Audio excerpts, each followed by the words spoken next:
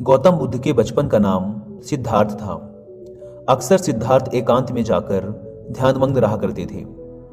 एक दिन की बात है, सिद्धार्थ अपने उपवन में एक शांत जगह इसी प्रकार ध्यानमग्न थे कि तभी एक घायल हंस उनके सामने आ गिरा, जिससे उनका ध्यान भंग हो गया।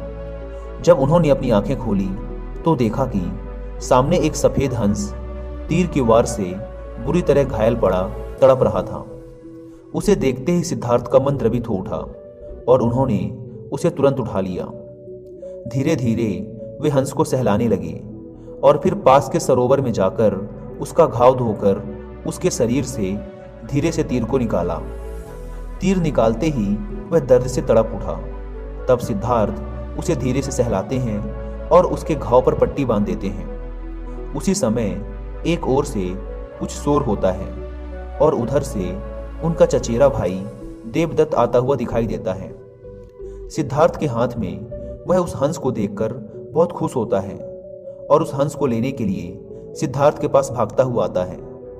सिद्धार्थ, यह हंस तुम्हारे पास है और मैं इसे कब से इधर उधर ढूंढ रहा था। यह मेरा शिकार है और अब जाकर मिला है। देवदत्त ने हंसते हुए सिद्धार्थ से कहा। नहीं देवदत्त, यह हंस मेरा है।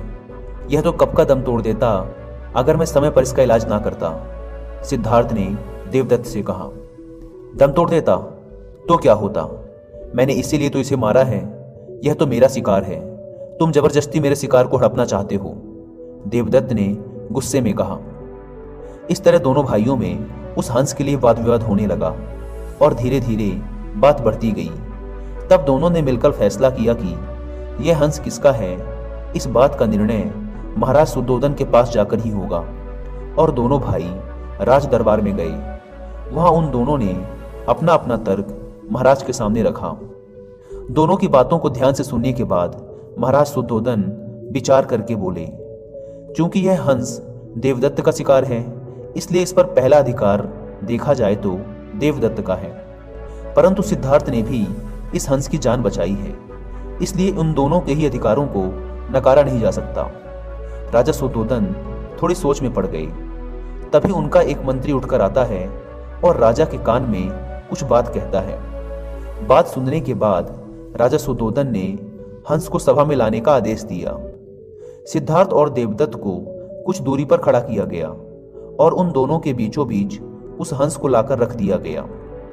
हंस ने देवदत्त की तरफ देखा तो थोड़ा सहम सा गया। फिर उसने अपनी गर्दन नीचे झुकाई और धीरे धीरे चलता हुआ सिद्धार्थ के पास जा पहुंचा। सिद्धार्थ के पास पहुंचकर उसने अपनी चोंच सिद्धार्थ के पैरों पर रख दी और फिर वहीं उसके पैरों के पास बैठ गया। यह देखकर सारी सभा दंग रह गई। इसके बाद राजा शुद्धोधन ने अपना निर्णय सुनाते हुए कहा, मारने वाले से बचाने वाला बड़ा होता है। इस हंस ने अपने असली मालिक को खुद चुना है, इसलिए ये हंस सिद्धार्थ का हुआ।